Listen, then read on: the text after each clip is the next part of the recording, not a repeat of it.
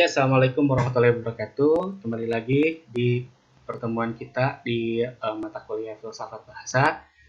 Nah, ini kita akan membahas pertemuan ketiga dan 4. Setelah kemarin di pertemuan 1 dan 2, kita telah membahas apa itu filsafat, apa itu bahasa, kemudian apa itu bahasa dan filsafat, dan sebagainya ya. Kita akan lanjutkan di pertemuan 3 dan 4 ini adalah mengenai objek kajian filsafat dan objek kajian filsafat bahasa. Gitu ya.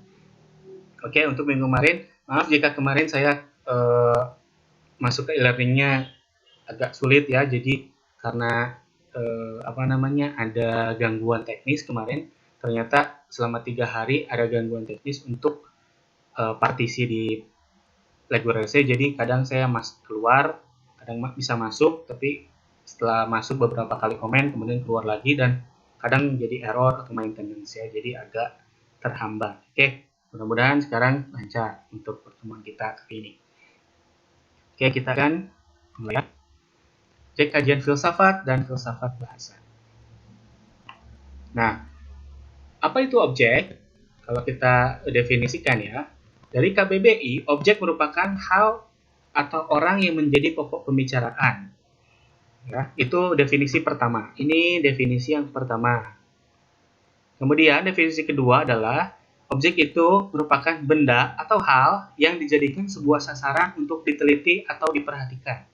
Nah, dari kedua definisi ini, saya pikir untuk materi filsafat ini yang paling pas adalah definisi kedua ya, bahwa objek adalah benda atau hal yang dijadikan sebuah sasaran untuk diteliti atau diperhatikan. Ya, itu jadi merupakan definisi objek secara umum menurut KBBI.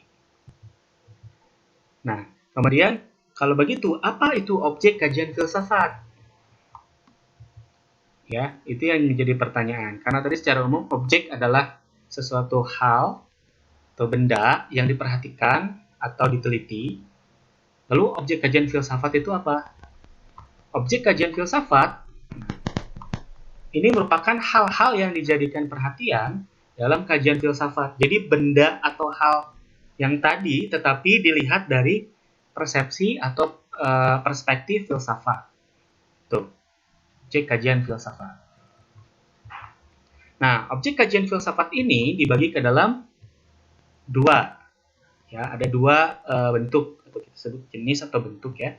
Yaitu adalah objek material dan objek formal. Ya, jadi ada dua. Ada objek material dan objek formal.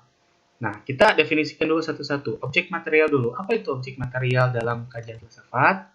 Objek material, kalau secara umum, KBBI menyebutkan bahwa objek material adalah benda atau hal yang menjadi objek atau bidang ilmu.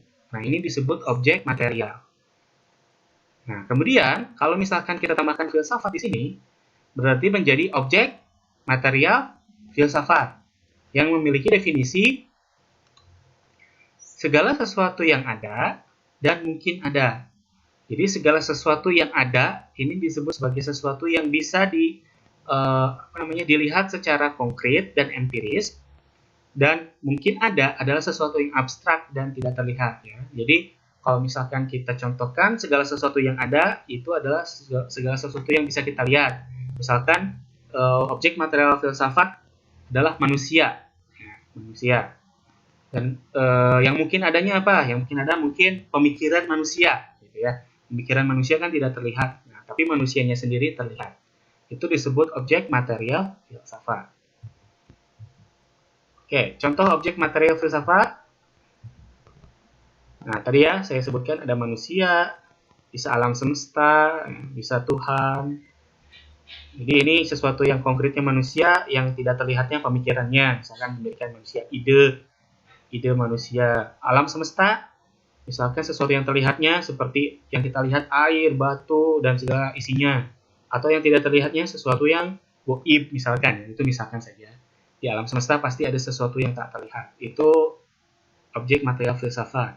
Kemudian Tuhan misalkan. Nah, Tuhan juga salah satu contoh dari objek material filsafat. Karena dari zaman Yunani kuno dari dulu, Tuhan selalu menjadi bahan kajian juga ya.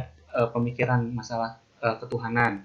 Di ilmu-ilmu teologi mungkin lebih dalamnya akan dibahas biasanya ya. Kalau misalkan teman-teman tertarik gitu dengan ini, silakan cari saja buku-buku masalah filsafat ya lebih dalamnya.